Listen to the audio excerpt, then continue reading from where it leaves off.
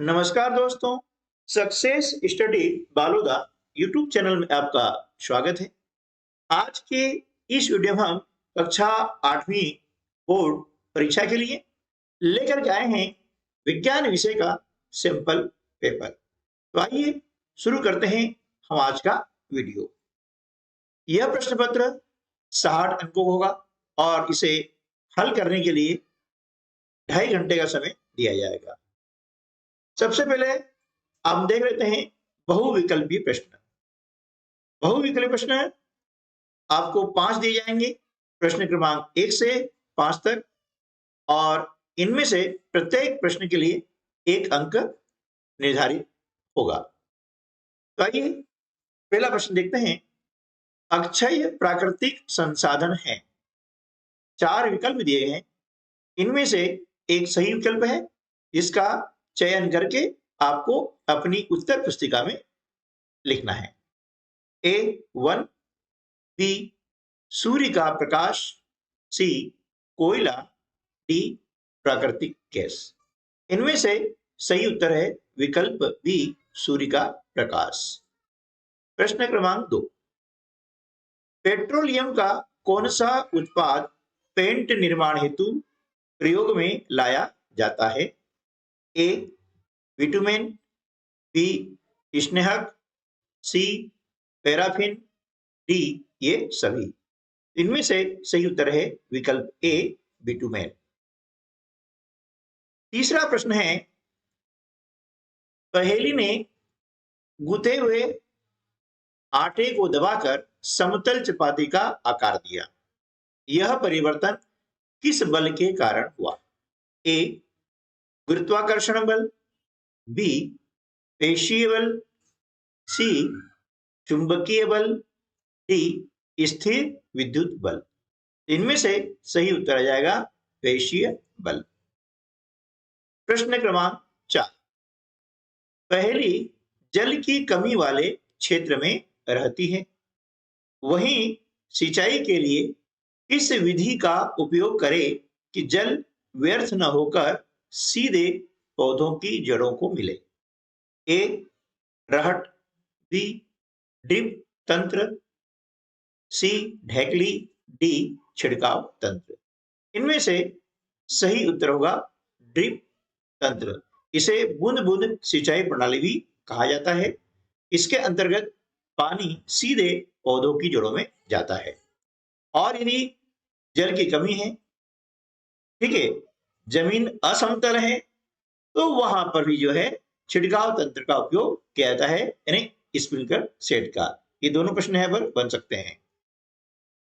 प्रश्न क्रमांक 5, निम्न में रबी फसल का सही युग्म है?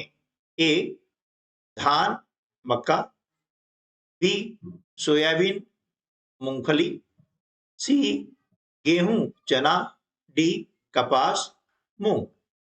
तो देखिए रबी फसल कब हो जाती है, यानी बरसात के बाद में। अक्टूबर नवंबर महीने में रबी फसल बोई जाती है, और यहाँ पर गेहूं और चना जो युग्म है, यह रबी फसल का सही युग्म है। सोयाबीन और मूंगफली यह खरीफ फसल के लिए युग्म है। धान मक्का ये खरीफ फसल है, और कपास और मूंग ये भी खरीफ की फसल है, जो कि बरसात के शुरुआत में बोई जाती है। और रबी फसल बरसात के बाद यानी अक्टूबर नवंबर महीने में बोई जाती है। अब आपको आएंगे प्रश्न क्रमांक 6 से 10 तक रिक्त स्थान वाले प्रश्न, यानी खाली स्थान के। ये प्रश्न भी 1 अंक वाले होंगे, यानी प्रत्येक प्रश्न 1 अंक का होगा। प्रश्न क्रमांक 6, वायुमंडल द्वारा लगाए जाने वाले दाब को क्या कहते हैं? तो देखिए वायुमंडल द्वारा लगाए जाने वाले दाब को वायुमंडलीय दाब कहते हैं। क्या कहते हैं? वायुमंडलीय दाब। ठीक है, यहां हम लिख देंगे वायुमंडलीय दाब। प्रश्न 7, युग्मकों के संलयन की प्रक्रिया क्या कहलाती है? युग्मकों के संलयन की प्रक्रिया कहलाती है निषेचन। क्या कहलाएगी? निषेचन। हाइड्रा में जनन कौन सी विधि से होता है? तो हाइड्रा में जनन जो होता है वह मुकुलन विधि से होता है। यह आ जाएगा मुकुलन। ठीक है। अगला जो खाली स्थान है वह यह है कि सजातीय आवेश एक दूसरे को करते हैं। क्या करते हैं? जो सजातीय आवेश होते हैं वे एक दूसरे को प्रतिकर्षित करते हैं। क्या करते हैं? प्रतिकर्षित। ठीक है ना। ये जगह प्रतिकर्षित। और जो विजातीय आवेश होते हैं वे एक दूसरे को क्या करते हैं? आकर्षित करते हैं। प्रश्न क्रमांक 10, यदि आपतन कोण का मान 45 डिग्री है तो परावर्तन कोण का मान कितना होगा? देखिए, हम जानते हैं कि आपतन कोण और परावर्तन कोण सदैव बराबर होते हैं। इसलिए यदि आपतन कोण 45 डिग्री का है तो परावर्तन कोण भी 45 डिग्री का होगा। अब इसके बाद में आपको आएंगे प्रश्न क्रमांक 11 से 16 तक। ये होंगे अति लघुत्तरीय प्रश्न और ये प्रश्न होंगे 2 अंक वाले, यानी प्रत्येक प्रश्न जो है 2 अंक का होगा। प्रश्न 11, चाक्षुष विकृति वाले व्यक्ति पढ़ने लिखने के लिए किस पद्धति का उपयोग करते हैं? उत्तर, चाक्षुष विकृति वाले व्यक्ति पढ़ने लिखने के लिए ब्रेल पद्धति का उपयोग करते हैं। प्रश्न 12, भारत में प्राकृतिक गैस कहां कहां पाई जाती है? उत्तर, भारत में प्राकृतिक गैस त्रिपुरा, राजस्थान, महाराष्ट्र और कृष्णा गोदावरी के डेल्टा में पाई जाती है। अगला प्रश्न है, दहन के लिए आवश्यक परिस्थितियां कौन कौन सी हैं? उत्तर, दहन के लिए वायु यानी ऑक्सीजन, ईंधन और ऊष्मा आवश्यक परिस्थितियां हैं। प्रश्न क्रमांक 14, सीएनजी का पूरा नाम क्या है? उत्तर हो जाएगा, सीएनजी का पूरा नाम संपीड़ित प्राकृतिक गैस यानी कंप्रेस्ड नेचुरल गैस है। प्रश्न क्रमांक 15, जब किसी तार में विद्युत धारा प्रवाहित की जाती है तो उसके पास रखी चुंबकीय सुई पर क्या प्रभाव पड़ता है? उत्तर, जब किसी तार में विद्युत धारा प्रवाहित की जाती है तो उसके पास रखी चुंबकीय सुई विक्षेपित हो जाती है। प्रश्न क्रमांक 16, रेड डाटा पुस्तक क्या है? उत्तर, रेड डाटा पुस्तक एक ऐसी पुस्तक है जिसमें संकटापन्न स्पीशीज का रिकॉर्ड रहता है। अब इसके बाद में प्रश्न क्रमांक 17 से 22 तक आप पूछे जाएंगे 3 अंक वाले प्रश्न जो कहलाते हैं लघु उत्तरीय प्रश्न। इनमें से पहला प्रश्न है लघु उत्तरीय, विद्युत लेपन किसे कहते हैं? दैनिक जीवन में विद्युत लेपन के उपयोग लिखिए।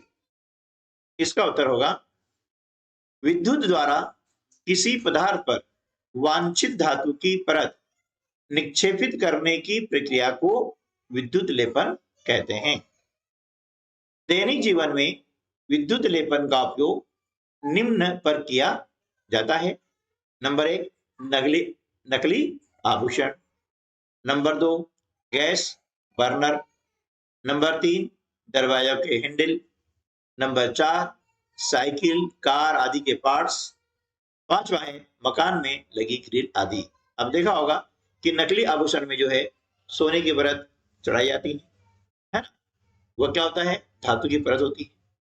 ठीक है। गैस बर्नर में चमक के लिए देखते हैं स्टील की जो परत चढ़ाई जाती है। इसी प्रकार से दरवाजे हैंडल में है ना, हमारे स्नान गृह के जो नल होते हैं, टोटियां जो होती हैं है ना, उनमें भी स्टील की पॉलिश जो है चढ़ाई जाती है। ये विद्युत लेपन प्रक्रिया द्वारा संभव है। अगला जो प्रश्न है, उर्वरक और खाद में क्या अंतर है? तो देखिए, उर्वरक और खाद में क्या अंतर है, इसके हमने 4 पॉइंट लिए हैं। पहला पॉइंट है, उर्वरक एक अकार्बनिक लवण है।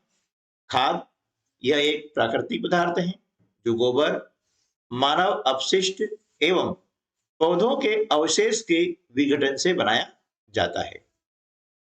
दूसरा बिंदु है, इसका उत्पादन फैक्ट्री में किया जाता है। किसका? उर्वरक का। जबकि खाद खेतों में बनाई जाती है। तीसरा जो बिंदु है, इससे मिट्टी को ह्यूमस प्राप्त नहीं होती है। यानी उर्वरक से मिट्टी को ह्यूमस प्राप्त नहीं होती है, जबकि खाद से मिट्टी को प्रचुर मात्रा में ह्यूमस प्राप्त होती है।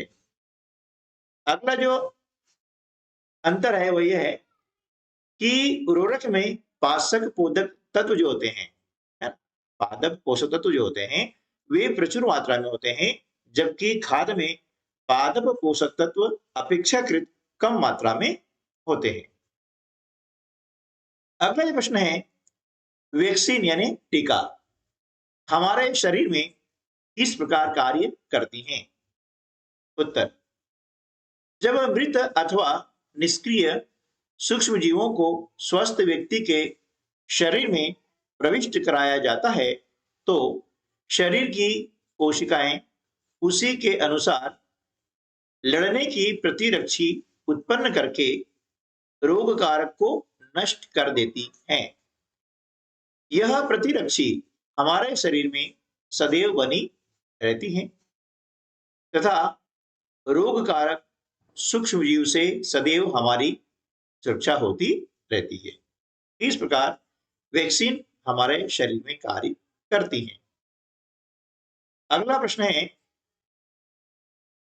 सोने और चांदी को पिघलाने के लिए स्वर्णकार यानी सुनार ज्वाला के किस क्षेत्र का उपयोग करते हैं और क्यों? उत्तर, सोने और चांदी को पिघलाने के लिए स्वर्णकार धातु की फुकनी द्वारा ज्वाला के सबसे बाहरी क्षेत्र का उपयोग करते हैं, क्योंकि ज्वाला के सबसे बाहरी क्षेत्र का ताप सबसे अधिक होता है, जो चांदी और सोने को पिघलाने के लिए पर्याप्त होता है। यार देखना, ये मैथ के क्वेश्चन सॉल्व ही नहीं हो रहे हैं। समझ नहीं आ रहा क्या करूं। अरे भाई, तुझे परेशान होने की जरूरत नहीं है। तू YouTube पर सक्सेस स्टडी बालोदा चैनल को सर्च कर। इस चैनल पर मैथ, साइंस, इंग्लिश आदि के साथ ही NMMS परीक्षा, नवोदय विद्यालय प्रवेश परीक्षा, ओलंपियाड सहित विभिन्न कंपटीशन परीक्षाओं की तैयारी हेतु मॉक टेस्ट, मॉडल पेपर आदि उपलब्ध करवाते हैं। चैनल 1, जानकारी अनेक। अधिक जानकारी के लिए सक्सेस स्टडी बालोदा को विजिट करें। अगला जो प्रश्न है वो ये है कि लैंगिक जनन तथा अलैंगिक जनन में क्या अंतर है? देखिए, लैंगिक जनन और अलैंगिक जनन। तो लैंगिक जनन वह जनन होता है जिसमें जीव के नर और मादा दोनों जनन अंग भाग लेते हैं, जबकि अलैंगिक जनन में 2 लिंगों की आवश्यकता नहीं होती है। ठीक है। अगला बिंदु है, इसमें लैंगिक जनन में नर और मादा युग्मक बनते हैं, जो निषेचन के परिणाम स्वरूप संलीन होकर के युग्मनज का निर्माण करते हैं। और जो अलैंगिक जनन होता है, इसमें युग्मकों का संलयन यानी निषेचन नहीं होता है। तीसरा जो अंतर का बिंदु है वह यह है, युग्मनज विकसित होकर के नया जीव बनाते हैं और अलैंगिक जनन में जनक से एक या अधिक उभार विकसित होकर के नए जीव को जन्म देते हैं तथा जीव विभाजित होकर 2 संतति उत्पन्न करता है। चौथा बिंदु है उदाहरण, लैंगिक जनन के उदाहरण क्या है? सभी उच्च प्राणी में जनन होता है, जबकि अलैंगिक जनन जैसे उदाहरण के लिए हाइड्रा में होता है मुकुलन के द्वारा, और अमीबा होता है द्विखंडन के द्वारा। ये होता है अलैंगिक जनन। प्रश्न 22, आवासीय क्षेत्रों में ध्वनि प्रदूषण को कैसे नियंत्रित किया जा सकता है? उत्तर, आवासीय क्षेत्रों में ध्वनि प्रदूषण के उपाय निम्न है। पहला है, ध्वनि प्रदूषण करने वाले क्रियाकलापों एवं उद्योगों को आवासीय क्षेत्र से दूर स्थापित करना चाहिए। दूसरा, स्वचालित वाहनों के हॉर्न का उपयोग कम से कम करना चाहिए। तीसरा है, टेलीविजन एवं संगीत निकायों की ध्वनि प्रबलता कम रखनी चाहिए। ठीक है, प्रेशर हार्न का उपयोग नहीं करना चाहिए, ये भी कारण हो सकता है। ठीक है ना। चलिए, अब इसके बाद में आपको आएंगे दीर्घ उत्तरीय प्रश्न, जो होंगे प्रश्न क्रमांक 23 से 26 तक, और ये प्रश्न होंगे 5 अंक वाले, यानी 4 प्रश्न होंगे, ये 5 अंकों होंगे। इसके अंतर्गत प्रश्न क्रमांक 23, मानव नेत्र का नामांकित चित्र बनाइए तथा इसमें परितारिका के महत्व को समझाइए। अब आपको मानव नेत्र का जो चित्र है इसका अभ्यास करना है। पुस्तक में चित्र बना हुआ है, उसको आप बनाएं, सीखें, और साथ साथ में उसके नाम भी आपको नामांकित करना है, कम से कम 5 या 6 नाम। ठीक है। अब इसमें आती है परितारिका, इसका नेत्र में क्या महत्व है? तो देखिए, परितारिका नेत्र में प्रवेश करने वाले प्रकाश की मात्रा को नियंत्रित करती है। जब प्रकाश अधिक तीव्र होता है तो यह पुतली के आकार को छोटा कर देती है। ठीक है ना। और मंद प्रकाश स्थिति में पुतली के आकार को बड़ा कर देती है। प्रश्न क्रमांक 24, नियमित व्यायाम करने से क्या लाभ हैं? उत्तर, नियमित व्यायाम करने से निम्न लाभ होते हैं। नंबर 1, नियमित व्यायाम करने से शरीर सुंदर एवं सुडौल बनता है। नंबर 2, मांसपेशियां क्रियाशील रहती हैं। नंबर 3, रुधिर का संचार सुचारू रूप से होता है तथा कार्य क्षमता बढ़ती है। नंबर 4, शरीर से विषैले पदार्थ जैसे यूरिया, यूरिक अम्ल आदि पसीने के माध्यम से बाहर निकल जाते हैं। नंबर 5, मस्तिष्क में रक्त संचार होने से मस्तिष्क की कार्य शक्ति बढ़ जाती है। प्रश्न क्रमांक 25, भारत में पेट्रोलियम संरक्षण अनुसंधान संघ यानी PCRA गाड़ी चलाते समय पेट्रोल या डीजल बचाने हेतु लोगों को क्या सलाह देती है? उत्तर, भारत में पेट्रोलियम संरक्षण अनुसंधान संघ यानी PCRA गाड़ी चलाते समय पेट्रोल या डीजल बचाने हेतु लोगों को निम्नलिखित सलाह देती है। नंबर 1, जहां तक संभव हो गाड़ी समान और मध्यम गति से चलाएं। नंबर 2, चौराहों पर ट्रैफिक सिग्नल के कारण अथवा जहां आपको प्रतीक्षा करनी हो और गाड़ी काफी समय तक खड़ी रहती हो तो वहां पर गाड़ी का इंजन बंद कर दें। तीसरा है, टायरों का दाब सही रखें, यानी टायर में हवा का जो दाब होता है वह सही होना चाहिए। चौथा है, गाड़ी का नियमित रखरखाव सुनिश्चित करें। और 5वीं सलाह यह है कि गाड़ी को सही गियर में चलाएं। ठीक है ना, सही गियर में चलाएं। अगला प्रश्न है, प्रतिजैविक क्या है? प्रतिजैविक लेते समय कौन सी सावधानियां रखनी चाहिए? प्रतिजैविक यानी एंटीसेप्टिक। उत्तर, ऐसी औषधियां जो बीमारी पैदा करने वाले सूक्ष्म जीवों को नष्ट कर देती हैं अथवा उनकी वृद्धि को रोक देती हैं। प्रतिजैविक कहलाती है। अब प्रतिजैविक लेते समय कौन कौन सावधान रखने चाहिए वो देख लेते हैं। नंबर 1, प्रतिजैविक दवाएं डॉक्टर की सलाह के अनुसार ही लेना चाहिए, इन्हें अपने मन से नहीं लेना चाहिए। नंबर 2, आवश्यकता न होने पर प्रतिजैविक का उपयोग नहीं करना चाहिए। क्यों नहीं करना चाहिए? क्योंकि अनावश्यक रूप से ली गई प्रतिजैविक शरीर में उपस्थित उपयोगी जीवाणुओं को नष्ट कर देती है। ठीक है ना? और चौथा जो सावधानी है वो यह है कि सर्दी जुकाम एवं फ्लू में प्रतिजैविक का उपयोग नहीं करना चाहिए। ठीक है, तो इस प्रकार से विज्ञान विषय का जो सैंपल पेपर है हाल सहित आपको हमने उपलब्ध करवाया है। आपको वीडियो कैसा लगा कमेंट्स बॉक्स में जरूर लिखिएगा। वीडियो अच्छा लगा है तो लाइक कर दीजिएगा और अपने अन्य साथियों को भी शेयर कर दीजिएगा। मिलते हैं अगले वीडियो में और कुछ नई जानकारी साथ में। तब तक के लिए नमस्कार, जय हिंद।